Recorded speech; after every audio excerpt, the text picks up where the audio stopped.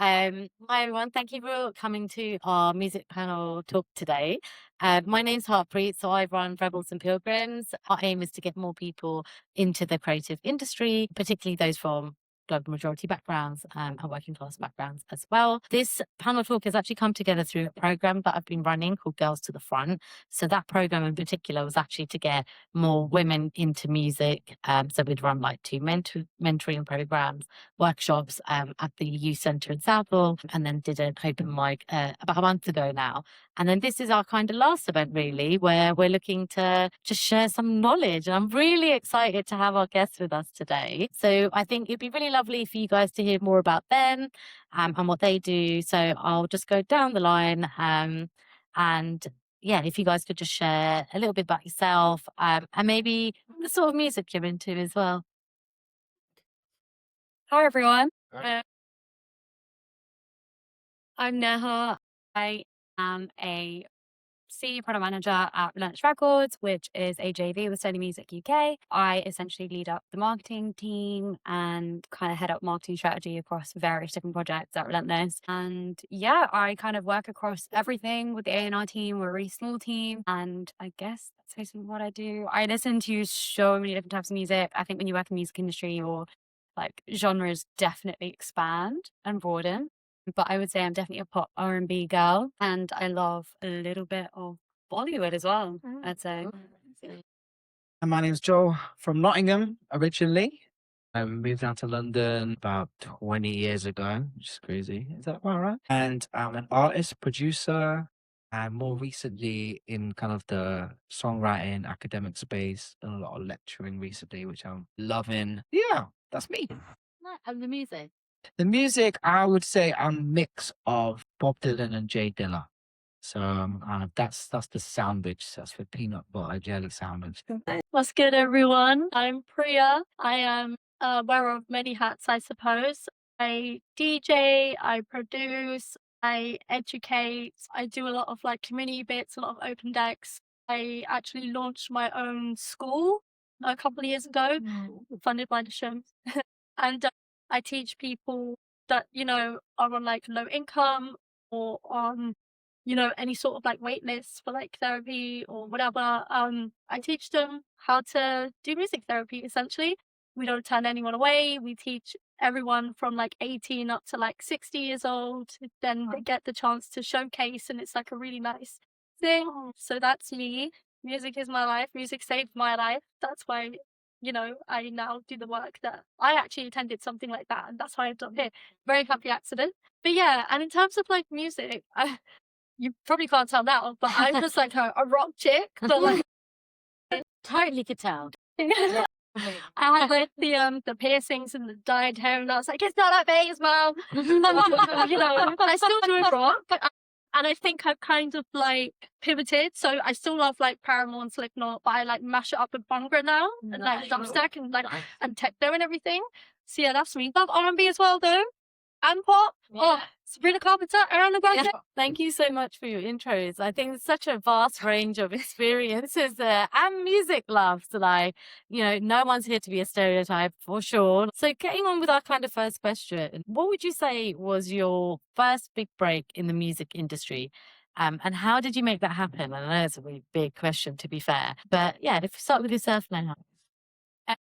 So I wouldn't say I've had like my big like career breakthrough moment yet. I'm still quite early on into my career. Like I've been working for, like 3.5 years now, but I definitely feel like I've had a couple of moments. And I guess for context, Relentless is also the UK partner label for Sony Music India. And so a lot of what we do is market frontline rep from Sony India in the UK. And when I was like 6 months into my job as a label assistant, the guys were like, okay, well, you need to direct your first ever event. And by the way, it's for the 25th anniversary for Good Watch Water, which for context is a huge iconic Bollywood film. So there was like, it was like no pressure, but this also can't go wrong. So I was like, right, okay.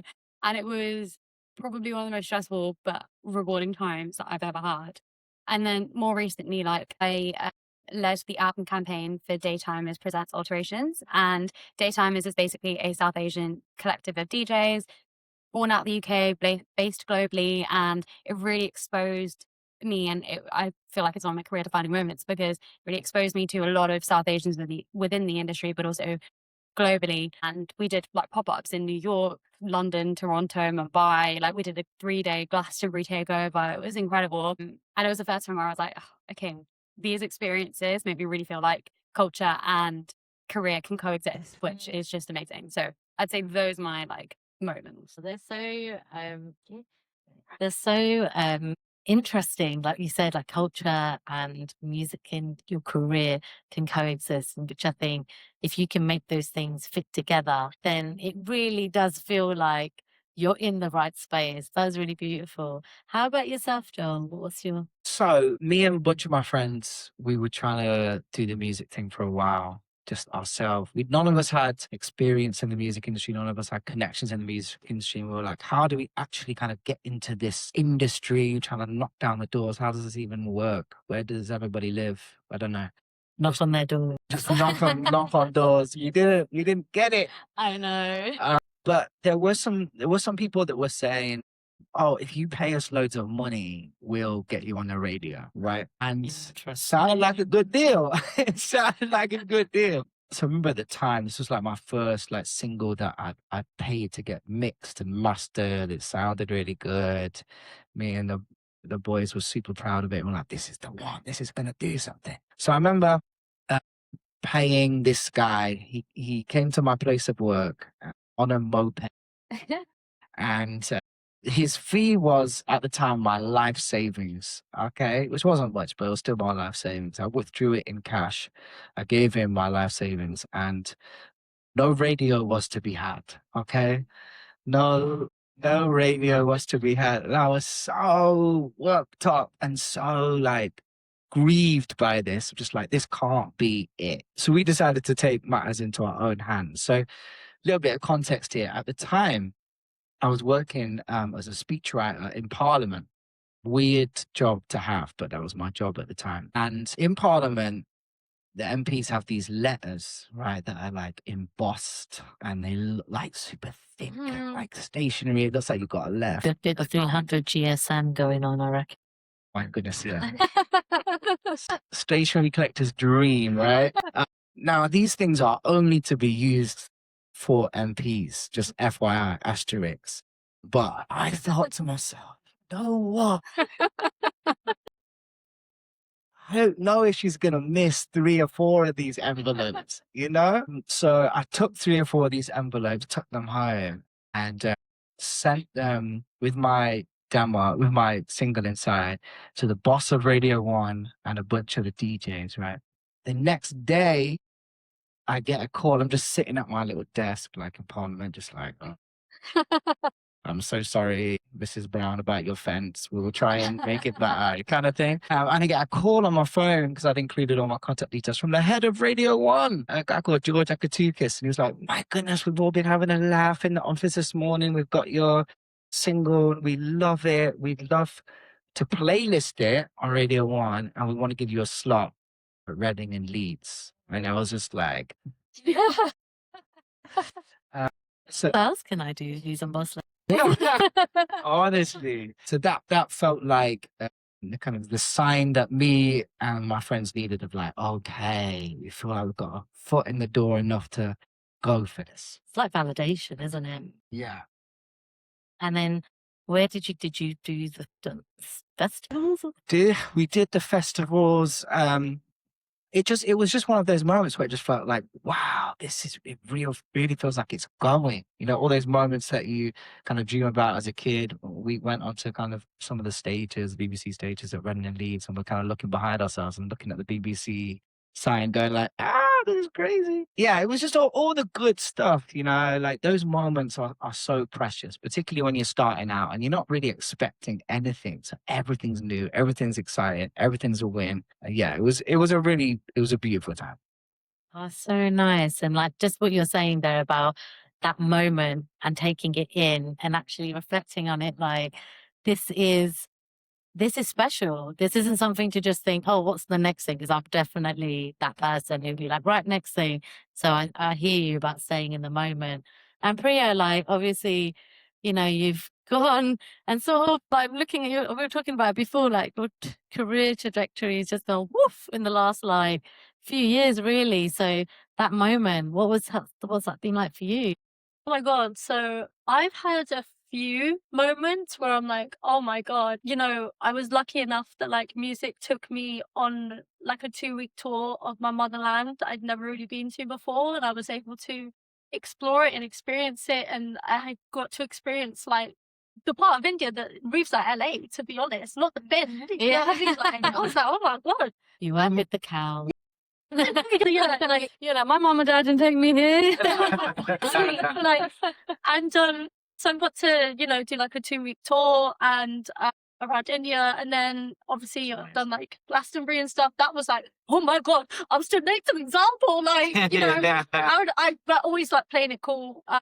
When I did Fabric and I was literally like stood next to like Skepta and JME, I was like, You're like secretly trying to take a selfie on the side. yeah, I just got to keep it cool. Like, but yeah, I think the first like, oh my God, I made it was like my first show. And this isn't a story for everyone. It's not always going to be like this, but basically I was only like practicing in my room, had like a couple of little like really awful mixes online. They weren't great, they're all archived now. And I basically got a message from like a friend of a friend, and it was like, yo, Pri, there's a show like tonight. They just had somebody drop out. Would you be down to open? It's not paid. At the time, I was like 2 hours away from it on the train. Wow. Didn't even know what it was. They didn't even tell me where it was or what it was. But I think that maybe some people in this room know what it was. And I was like, yeah, you know what? Like, let's do it. So I literally took like 2 people that I love with me on the train, was drinking that rescue remedy like it was juice. I was shaking like a leaf. I get to this like little warehouse thing in London, walk in, please tell me where I'm seeing Mixmag on the back of the wall. Please tell me where I'm seeing camera. Boom, boom, boom, boom, boom. I said, I'm scared. I'm scared and I shouldn't be here, But I played for like 20 minutes, I think, and I did my thing. And I don't want to be like the world fell in love with me, but I think I was one of like the first people to do what I did. I was mashing up like Punjabi MC with like ballet funk with like, it was just like everything that I wanted to play, I was playing. And at the time I didn't understand like what an opening DJ does. I was like, I'm playing the best set that I can do. If you can't follow it, then that's on you. And so I came out, and they didn't even like get to say, that was DJ Maria. Like, I ran off the stage. Last song, I ran off the stage, cried. I was like, thank God it's over. I was like, literally, if you watch the video, you see my hands like this. I'm shaking, can't even look up. And I went backstage and I opened my Instagram that at the time had like 80 followers, and I refreshed it. It was like 100, 200, 300, 500, 1,000, 2,000. I thought, oh my God. Oh my God. Literally had the viral moment. Yeah. And I've had a few since, but in the other moments, it's like there have then been like years behind those ones. But they say like every viral moment has like 10 years behind it. Mm-hmm. I'm kind of like getting to that point now. But yeah, that's me basically. Just by saying yes to something that I was really, really scared to do and taking a chance. And it paid off, changed my life in like 20 minutes. 20 minutes and it changed your life. Can we just get that on like a what's somewhere? Should be a teacher on merchandise. I think like just that moment you're talking about going into something and being absolutely petrified. Like you said, you were shaking the whole way through. Even in your story, you're talking about taking on that project, the Kuch Kuch Hota Hai one, and being like, oh my God. But just saying yes. And following through that, and then that leading to your next thing. I think there's so many people who can relate to that feeling of feeling like I'm not right. I probably shouldn't be using embossed paper and sending out my demos. Maybe I shouldn't be going to that gig because I haven't got X many followers, or haven't got X amount of mixes on Mixcloud or whatever it might be. Why are they choosing me? Why are they asking me? But I really believe in like the universe and divine timing. So definitely some of those things that you guys are talking about is that moment where the universe is like, do you want it? How much do you want it? What would you say has been your kind of biggest misconception, or what do you think is the biggest misconception people have about actually working in music? You're working quite different fields. I'm going to kind of start from the end. Priya, I know you just spoke, but we'll start with yourself first. So I think, at least for my kind of side of it as a DJ. I think a lot of misconceptions is people think it's like the glitz and the glam and the high life, you know, VIP, private jets, whatever. Don't get me wrong, like sometimes it is like that. I think a lot of people think as well that we're quite promiscuous. There's a lot of substances involved. Definitely for a lot of people, like I actually am sober. So I think that's kind of like a misconception, but I'm going to kind of like flip it a little bit and say that like some things I wish I'd known going into the industry, if that's okay. So I had no idea that the industry can feel so lonely. And I don't mean like I've not got loads of friends. I don't mean that, you know, but the first kind of time it hit me, it was like I just played to like 3,000 people in a different country, and I went back to the hotel and it was like a deafening silence, and I just like went from being on top of the world to crashing. Literally sat in my fluffy pajamas on the floor crying, trying to FaceTime my mum, but she's in a different country and different time zone. You know what I mean? And that's the first kind of moment I was like, oh my God, I wish I'd known this. And, you know, as like you get bigger and bigger, it's great, but you will like, you'll miss special events, you'll miss your family, you'll be, you know, any sort of routine you think you have, forget about it. I eat dinner at 11:30 at night, and then I go to work at 1 a.m. You know what I mean? And I don't eat my first meal of the day till 5. So those are kind of some things I wish I'd known going into it, because I know a lot of people have like their main job 9 to 5 and they can DJ at night. But for me, it was like almost like learning to walk again. Like as a baby, when they learn to walk, it's like everything that, because I worked in like a different job before the DJing, and it's like everything I thought I knew, like flip it on its head, you know? So yeah, that's kind of like, I guess, misconceptions and things that I wish I'd known, like just making sure that your head's in a nice space because you can't outrun it. And you're going to have a lot of time on the road to just be you in your head. So yeah, do you want me to pass the mic to John?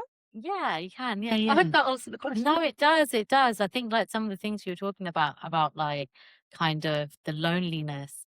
I think that is definitely something when you're in your craft and you're working and you are going out to all these different places and you're in spaces like even this today, or you're off to a different country on the weekend and then back again. That's something that people definitely don't realize, and therefore I guess that's where community is really important as well, and having the right people around you as well as having your right headspace as well is a kind of advice that's probably like a lifeline for a lot of people. So it's really important you mentioned that. Thank you.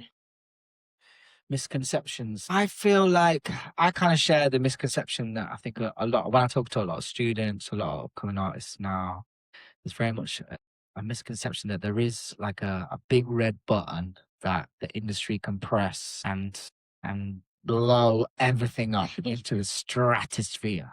Button takes you viral. And yeah, I mean, I wish that was the case.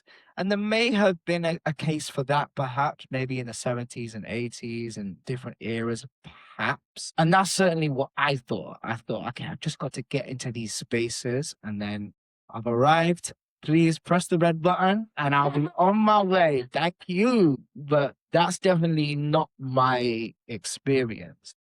I remember actually the gig that I played at Reading and Leeds, it was one of those incredible moments. One moment that really did stick with me was there was a giant wall where everybody had played this stage would sign their name, and you're seeing like Ed Sheeran, you're seeing James Bay, you're seeing Example, and you're seeing Georgia, and you're seeing, you know, you're like, wow. And then you're seeing like loads of names where it's like, oh, but I actually haven't heard of you, actually. I haven't heard of you.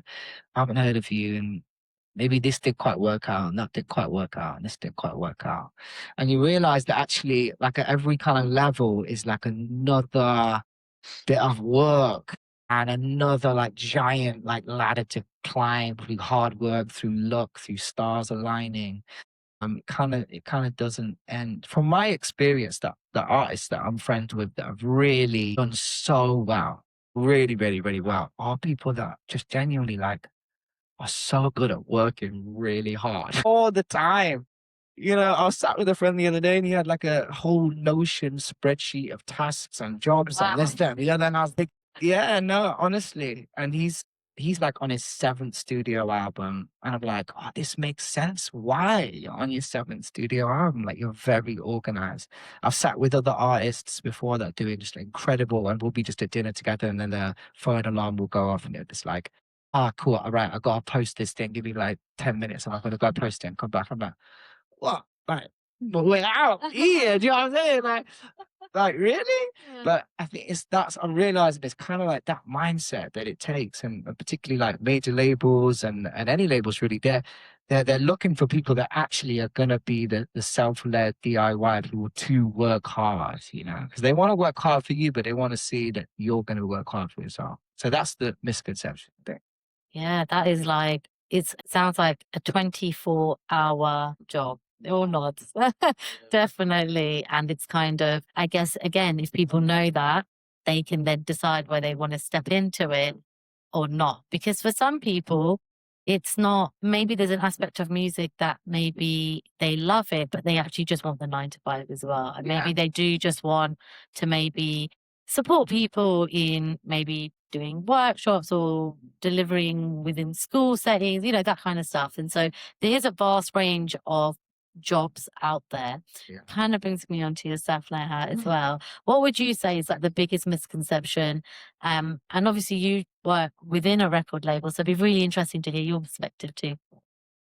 Yeah, you know what? It's not too dissimilar to what's already been said in that, like, it is 100% 24/7 job, even being in the kind of business side of the industry as well. Like, you know, there are multiple times where it looks like it all looks like glitz and glam. Like I'm always out at concerts, or I'm always out at like gigs, or like the after party, but I'm going there for work. And like, don't get me wrong, I do have fun.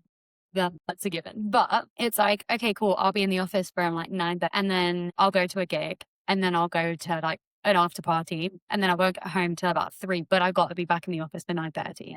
So it's like you're around the clock, and you're always on, and your phone might start ringing at 1 a.m. from an artist. You answer the phone. Like it's definitely one of those kind of jobs. And the other misconception is definitely that I think music as an industry is very like non-linear. It's not at all like, it's not as soon as you enter the industry, you've got this, and then you're like an exec, whatever. It's so, you bounce all over the place. Like there is no kind of one path to entry. It's not like, okay, cool, I've done my GCSEs, now I've got to get this many A levels, now I've got to get this at uni, and I've got to go to these unis, and that'll get me. It's nothing like that. I mean, my like highest form of academic education was GCSEs. Then I went to a music college. Then I went to NAM, which is actually where Joel taught me. And after that, I got my job at Relentless. I never thought I would be doing marketing as a career, because I also came from the background of being an artist, and being an artist means that you hate marketing and because you have to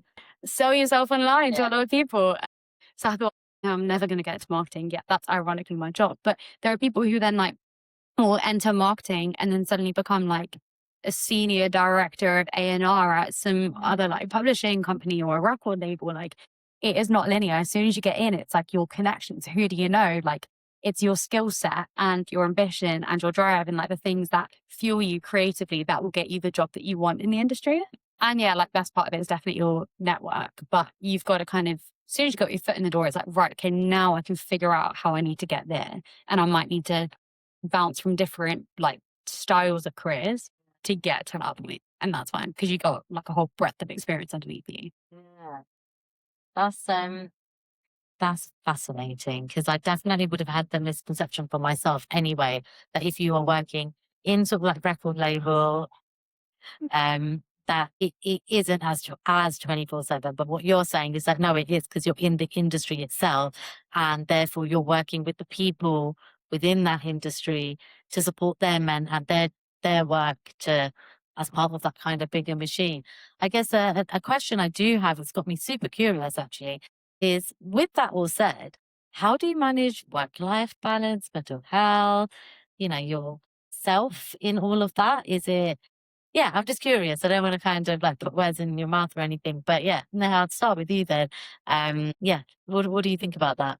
I think it definitely took a little bit of adapting for me, but I also came from the point where I was always kind of working and studying in the day from a really young age. Like I used to help out my parents' shop. So I'd work in the shop, and then I wanted to go to a gig, but I couldn't really afford to keep paying to go to gigs. So I got a job at O2 in Birmingham.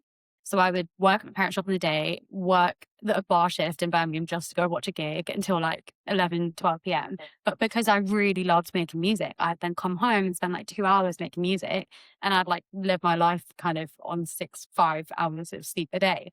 And so then I carried that forward with me. And like even when I was at NUM, I got my job at Relentless kind of 5 months into my course. Yeah. So I was then like, okay, now I've got to manage like a 9 to 5. Cool. Let me do that in the morning. And then I'll go to NUM in the afternoon. And then like I'm playing catch up with Joel. Being like, right, okay, you need to play this, this. I'll go home, catch up on anything I've missed in the day from Relentless, because I did half day up there.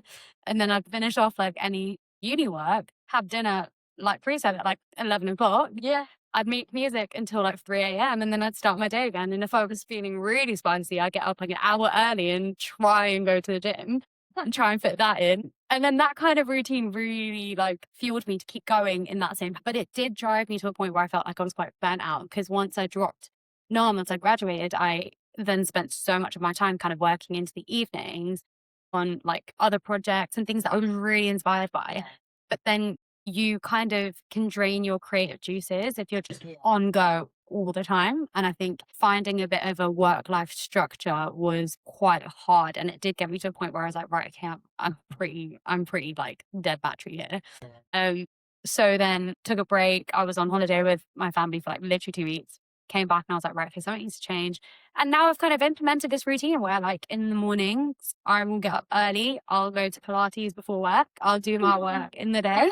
I'll finish at 6. I'll come home. I'll make sure I have dinner at a respectable time. And then I will go make music and like figure it all out. But then I'm in bed by like 12 this time.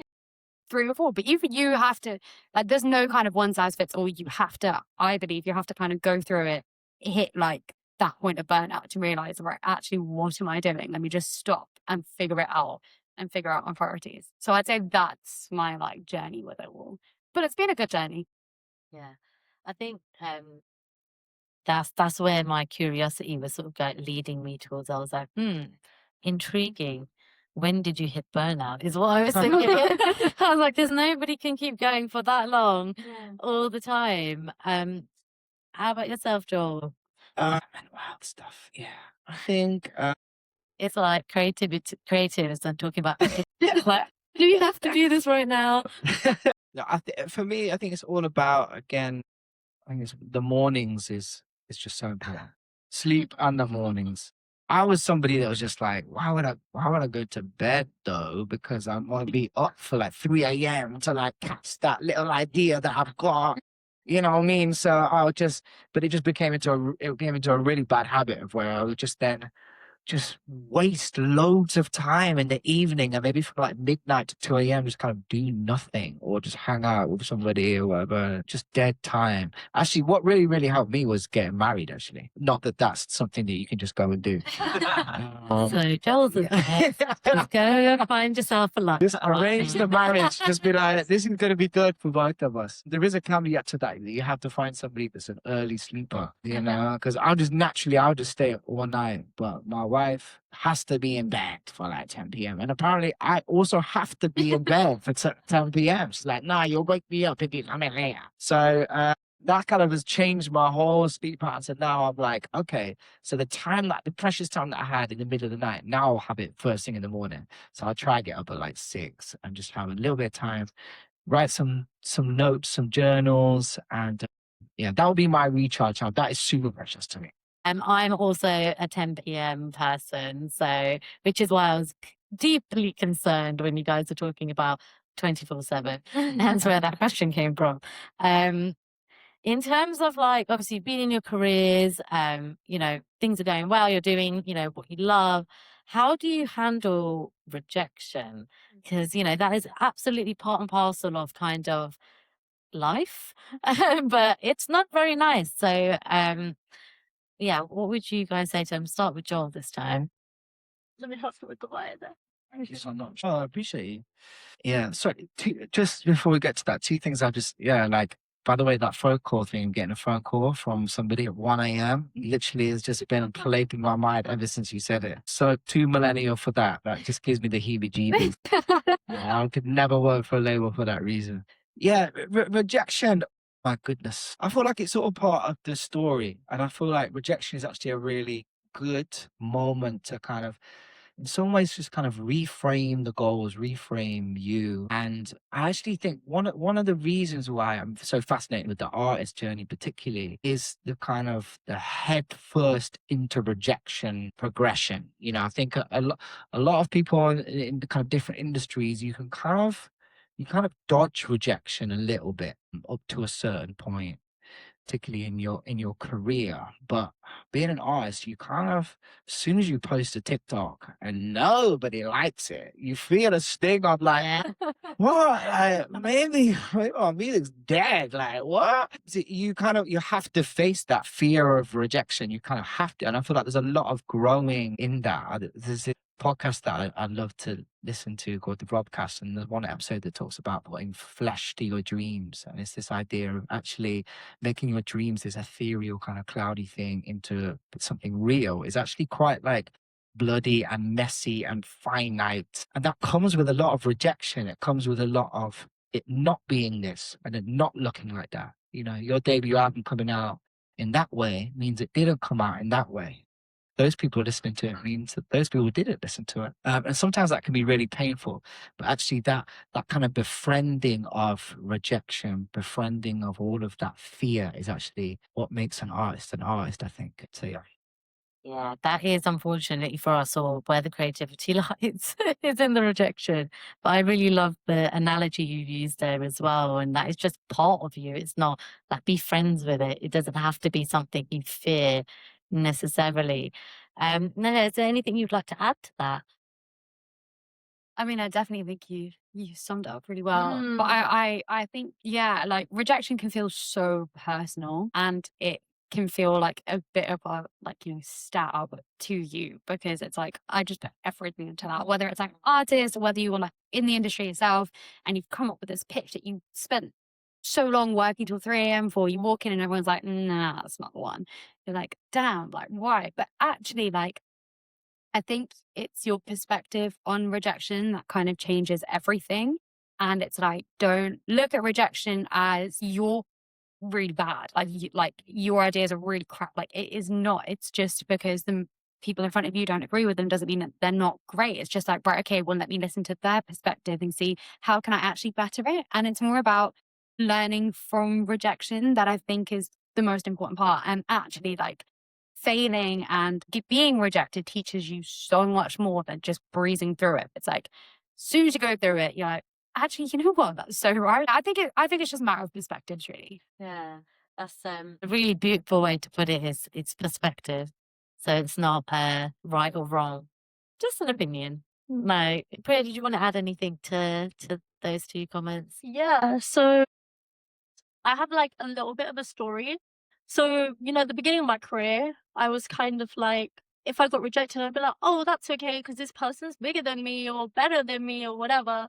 And then, as the years went on and I became bigger and better at my craft and this and that, like the rejections did hurt. But over time, I've learned that if you've got 5 gigs and 500 DJs, like not everyone's going to do it. And I always tell myself, like, rejection is redirection and protection and all that. But I mean, one thing that helps me is like everybody's being rejected, right? Like everyone here has been rejected. Everyone faces that, and it's nothing personal. But I remember last year, I was touching on this earlier, that I basically had this like debut album that was about to come out, and I had an accident where I fell off a stage, and I got dropped by my agent right before, and it just felt like it was one thing after another. And yeah, I got an email. Basically, I was like, yo, I can't play any shows this summer. I'm on crutches. Got an email like, you're done, basically.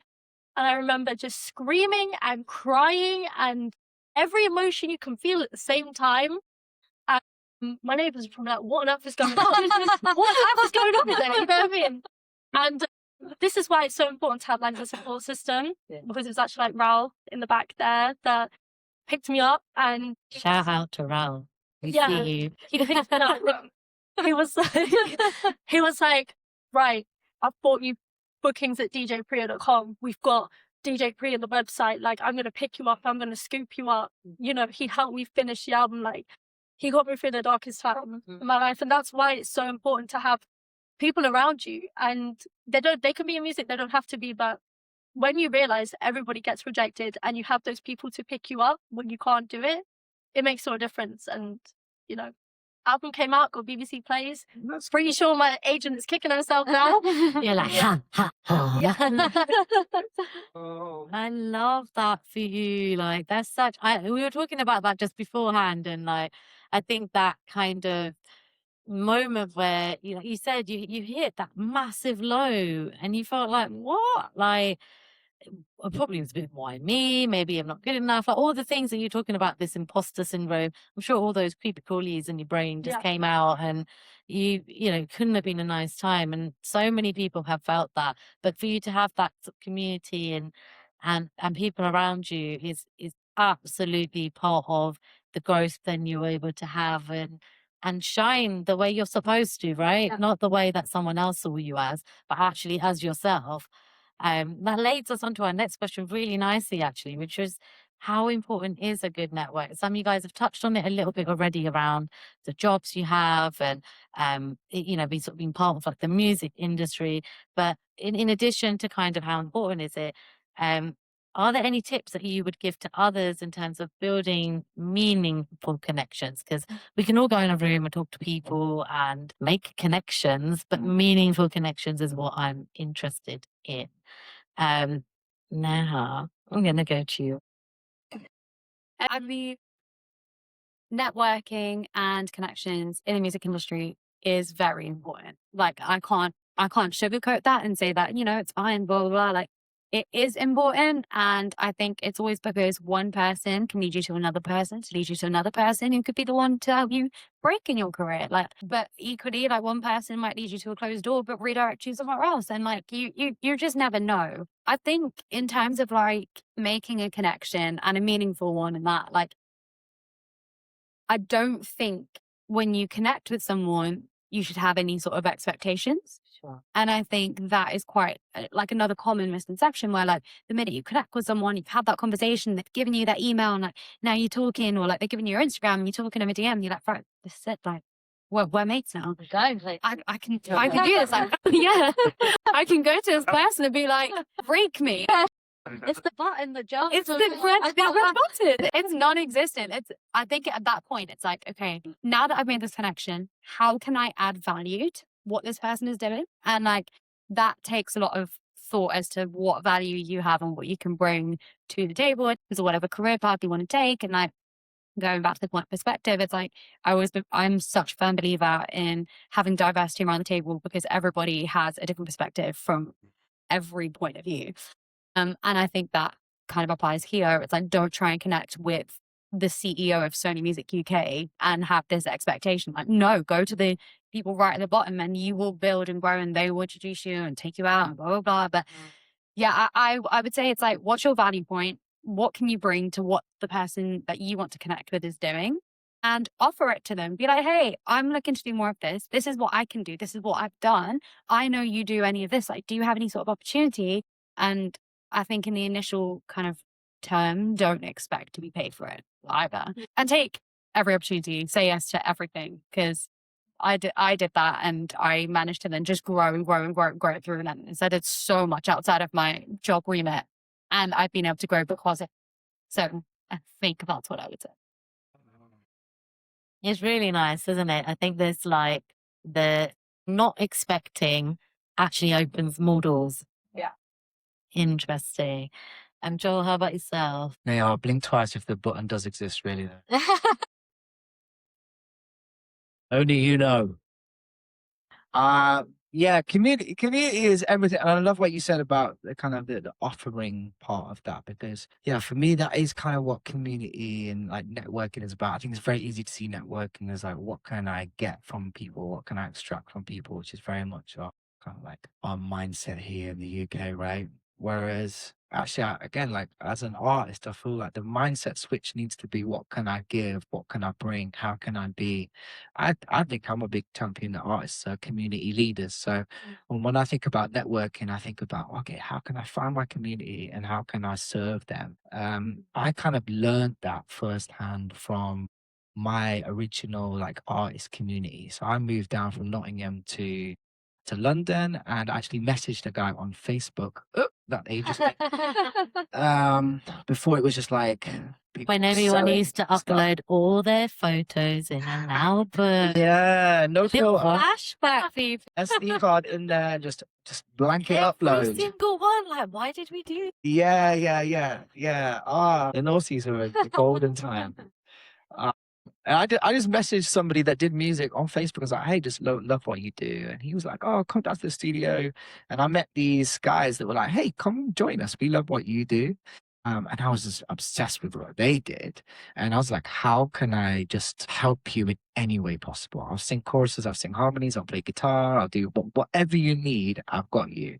And kind of in return, they were a bit like, whatever you need, we got you as well. We kind of used to just move as a community. If one person had a gig, we all went to the gig. Okay. And if somebody needed BVs, somebody in the group were gonna be singing the BVs. Okay. We were all there, like at every gig, we was like 7 of us, like telling the sound person, like, oh, turn this up, turn up, up late. You know, if somebody had a project out, we changed all of our profile pictures to the cover art of the you know what I mean? We moved as a squad.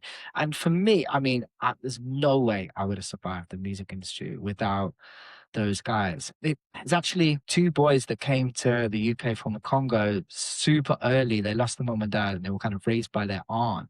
Their aunt actually said, look, guys, like, this flat I don't really need. I'm going to move back to Congo. You guys have it, but just bless other people with it the way that I blessed you with it, basically.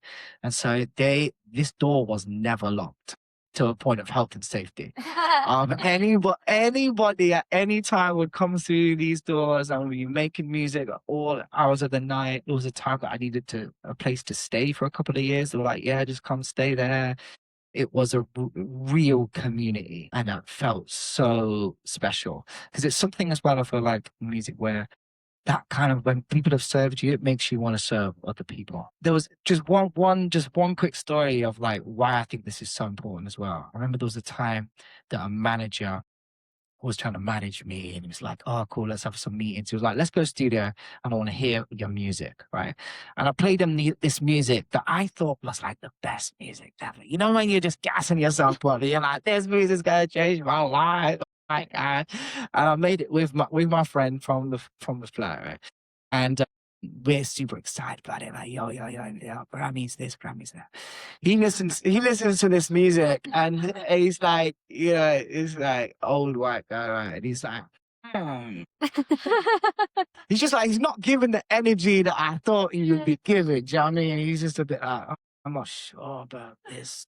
And honestly, if I'm being honest with you, it was like, it felt like my balloon just like lost all the air. And it was like, maybe I don't want to even do this anymore type of thing. Like this manager manages all these big people and everything. And he's kind of saying to me like, I don't really like these songs actually. He said to us like, look, you need some music that you would die for. And this is not it. And at that moment I was like, okay, cool. I just never want to do this again. I'm going to just going to run away. I'm just going to carry on running into the distance. But my friend, my community, my brother was like, hold on. Okay, cool. Play us some music that you would die for. And he starts scrambling around like, oh, okay, cool. And he plays some music. He plays 3 or 4 songs. And we were looking at each other like, this music is not it, man.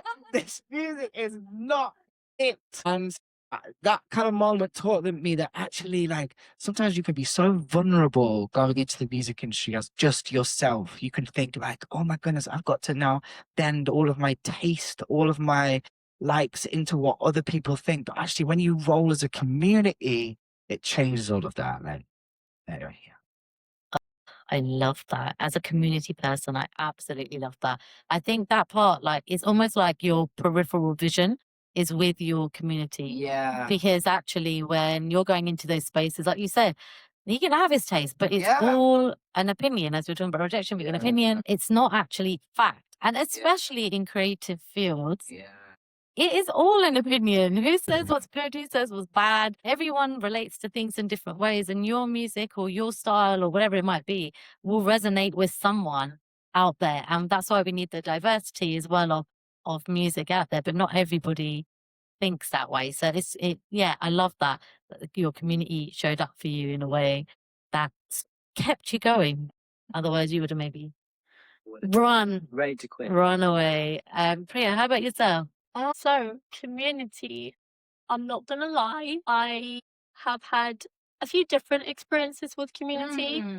When I started out in the music industry, I was very much like, yeah, we're all together and all these people look like me and on paper we should get along and all this and that. And I very quickly learned like that is not the way that it always goes. Like just because you and this person are from the same background, playing the same stuff, it's not gonna work like that. Yeah. And there was a point in time where I was really, really struggling. Low key was being bullied, a bunch of stuff, because within the South Asian community, right? And Very complex.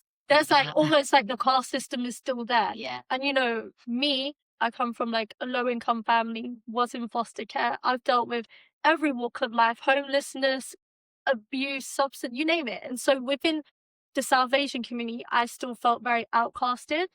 And the more I would kind of speak about that to try and find people so that people didn't feel alone. And you know what? Like, there are people within the South Asian community that I still talk to that like get it, the real ones. But yeah, that was a real like lesson for me to be like, oh, okay, like I like you and you don't like me because of whatever walk of life I've gone through, but we still end up at the same destination, right? I don't have two parents, I got one. You know, I similar to Neha, like I didn't go into uni, I got GCSEs and that, but people kind of look down their nose. And so yeah, what I did was I realized one day I'm sitting at a table with a plate and I'm bringing food and my plate's empty. And I was like, you know what? All right, cool. It's all love. But I was like, I'm going to go and build my own table where everyone can eat. Yeah. And that's what I did. I got up, built my table. It was hard. Everyone can eat at my table now. And it's such a fruitful, abundant table. We give so many opportunities to everything. You know what I'm going to say? Like rotten fruit falls on its own, you know? And I have since seen this and that, like, people's paths are going to play out the way that they're going to play. But in terms of like community, I would say just move with so much love, come into any space as authentically as you can.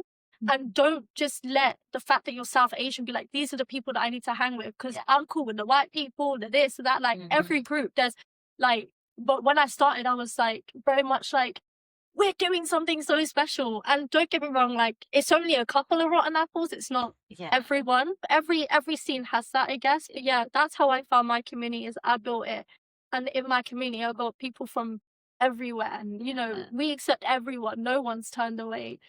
So yeah, not to make it like negative, but I had a really different experience with community.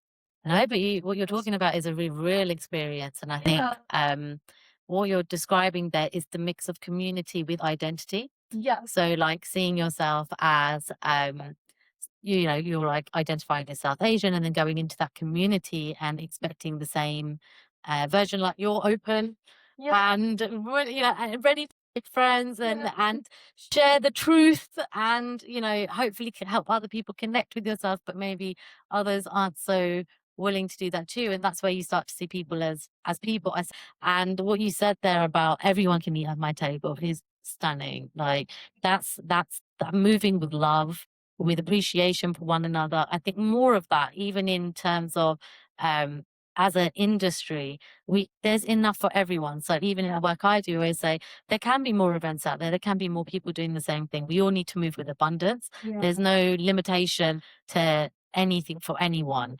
And we all just need to bring our best selves forward. So yeah, I completely resonate with that. Thank you. I was a bit scared to say that, low-key. Far. You are in safe space here. And with like-minded people as well. You know, we've all talked about it and everyone here was sort of like nodding with you as well. So It's about keeping it real. Like nobody's got a perfect life. I think everyone puts on the show, but I walked into the show, I was like, is anyone like me? I don't know. yeah, am I another? No, I think the truth sets people free. And even if sometimes they're a bit scared to do it, like that's their journey and that's okay. But by you doing it, it brings the community towards you. And it creates the things that you guys are all talking about where there's love, there's respect, there's support, which is what you need. Everyone needs that in life.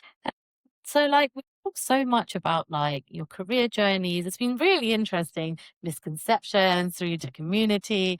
to all the really fun stories you've all had in each of your careers. So for anyone who is starting out in their career, what's one practical step that they can take today to move closer towards their goals? So just it might be something small, it might be something big, whatever. It's yeah, just your sort of thoughts and stuff. Priya, I'm going to start with you in the end and we'll work our way back. I got it. I give one thing, I'm going to give three. This is what I teach at my DJ school. So if I was to give any advice today, I would say the first thing you need to do is you need to build a social media, right? Everything relies on social media nowadays. Get a social media. And then the second step is just put something on it. If you want to be a DJ, put up a mix. It doesn't have to be good. Archive it later. If you want to be a producer, put up a track. If you want to be a promoter, just do anything, you know? And like build that up. Follow the DJs that you like, the promoters that you like. And then that brings me around to like the third thing as well, which is go out and support the people. You know, you want to play this event, then go out to the event, meet the promoter. You want to be friends with these DJs, go support the DJs. And also utilize community things like open decks. So, you know, I run a lot of open decks. So it's like, okay, cool, you want to be a DJ, but you don't have the equipment. Go to open decks. You're all at the same beginning phase of your journey and, you know, trade tunes and talk and build a community like that. So yeah, three things if I was to start again today, that's what I would do. Oh, especially the I love that you've ended on community. Go there, meet people, share their tracks. Yeah. Love that. Have it, Sefton. I would say just to get really real about what you actually want to do and define that as concrete as possible. Remember when I started my journey, I said, I remember I wrote in my journal, like, I want a seat at the table. What does that even mean? You know, it doesn't mean anything. If I sounded poetic at the time, but the first few years, I was just like, just sort of wondering about trying to be maybe like something or somebody, but I didn't know what I actually wanted to actually achieve.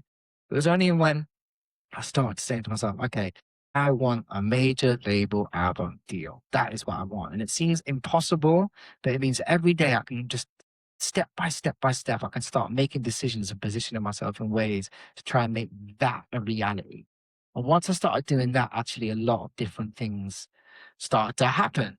And again, when I work with a lot of young artists, and again at the start, it's like, well, what do you want to do? Well, I want to make it. I want to be successful. I want to make a living from music, and that's all great. That's amazing. But let's also get like really small, like, and they'll start saying things like, well, I can't imagine the moment of like somebody maybe singing a song back to me at a gig. I'm like, okay, cool. How many people are in the gig? Like 200. Okay, so you want like a 200 cap venue, like headline show, and you want people to be able like singing your lyrics back to you. That's actually really achievable. Like let's think about, okay, cool. So let's do that in 3 years.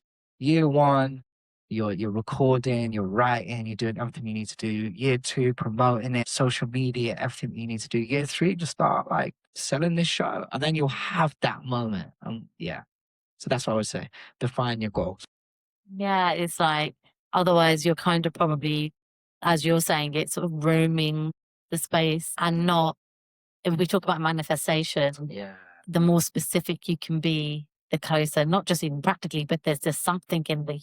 Like I said, I'm a real spiritual person. There's something in the universe that then just brings you closer when you are quite specific. I mean, I think kind of what Joe and Free both said, like so accurate. Like, definitely that. And I guess to add to that from a more kind of music industry business perspective, I'd probably say like if you want to enter like a label or a publishing company or management company or whatever it is, it's like, okay, keep training your mind on everything that is happening in the industry.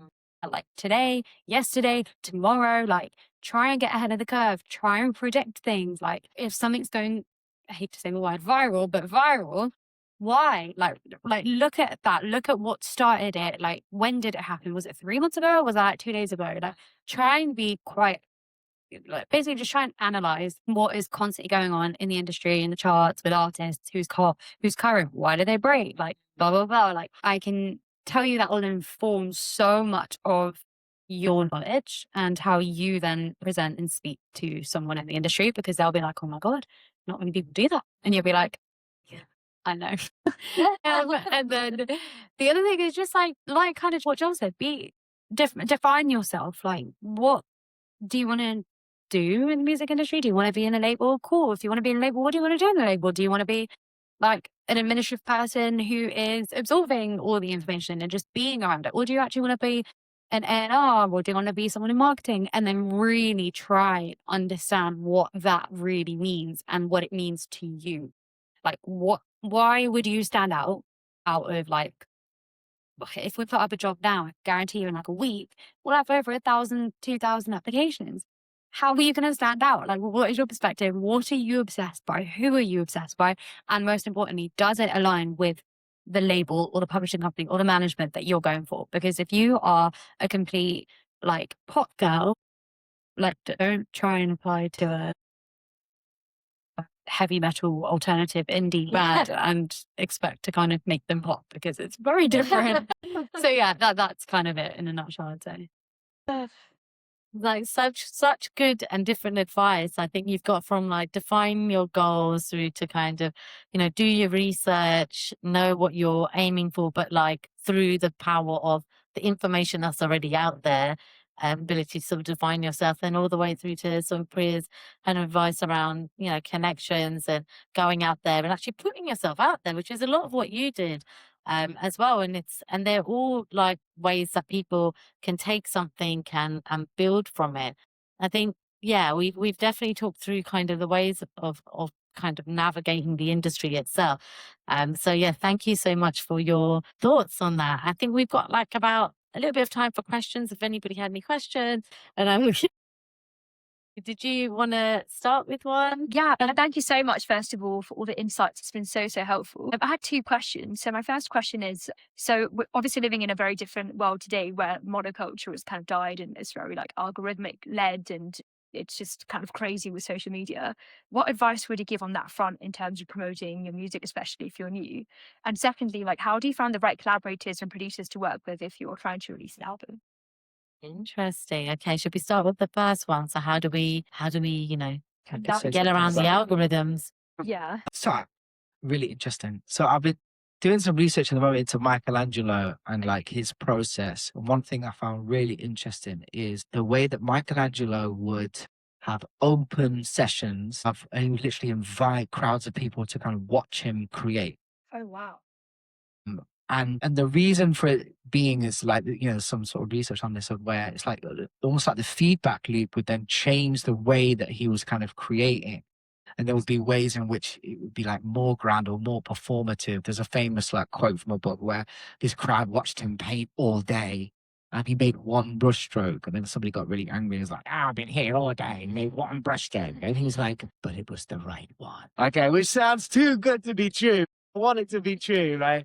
Oh, my honeymoon. Yeah, no, legit, right? HB would just get so annoying. Just like, that's like, yeah, the original clickbait. But I found it so interesting because actually the kind of the parallels and the symmetry of kind of like modern creatives. And we often think of this stereotype of artists as like, let's hide away in a room, don't show anybody, I'm afraid of anybody. And then maybe I might show you what I'm doing, like at the end, if I feel comfortable. Whereas actually, if you kind of reframe it, social media is as a way of like allowing people into a space that you can kind of control and go, hey, look, watch me like work it out. Basically, it doesn't have to be perfect. It shouldn't have to be perfect. But I think there's different ways you can kind of reframe it, rather than, I think there is perhaps a mindset today of like, oh, no, it's terrible now. I'm born in the wrong time. But no, like, it's kind of maybe in some ways how it's always been. Did anybody else want to add to that? So basically, I've learned a few things about the algorithm, like the last year, I'd say. One is, I think people really want to see relatability. I think everyone's kind of sick of opening social media and being like, okay, like, and they don't relate to it, you know? So a lot of people, like, that's why like modern day people are kind of becoming like micro celebrities and stuff. Yeah. Because we're so like, we don't want to follow that person. We want to see people that are like real people. So I think, like, similar to what Joel said, like, people do want to see you create. People want to see day in the life vlogs. They want to see behind the scenes. They want to be like, hey, here's me producing a track and this is what I've done. You know what I mean? Like, stuff like that. And then also, I think it's so bizarre, but I've had times where I've literally filmed footage on like a big camera and spent hours editing it and it just doesn't pop. I'm like, oh, okay, so I'm whack then. It's me then. I'm whack. But you know what it is? Like, just re-upload it. And it honestly, it's literally, I think it's just down to luck. When I tell you, I had a thing recently where I logged in for a month and I tried a bunch of different stuff and I've got like 2,000 followers and it was from about 5 videos. Wow. And I just repost them, crop them differently, put different captions, this and that. And like it stuck, you know, and you just have to stick at it, don't quit. Like the algorithm does reward consistency and it sucks. If you build your community right, then you've got like a handful of people that are going to support it and then that pushes it out, you know. So yeah, that's like my 2 cents on it. I hate the algorithm. Did you have anything that you would add? Or do you want to do the second part of the question? What was the second part of the question? Just like find the right producers and collaborators to work with to bring the vision to life that is just so personal to you. I actually think the second part of the question is definitely a Joel. Okay, so why don't you give us your thoughts on the first part, the algorithm conundrum?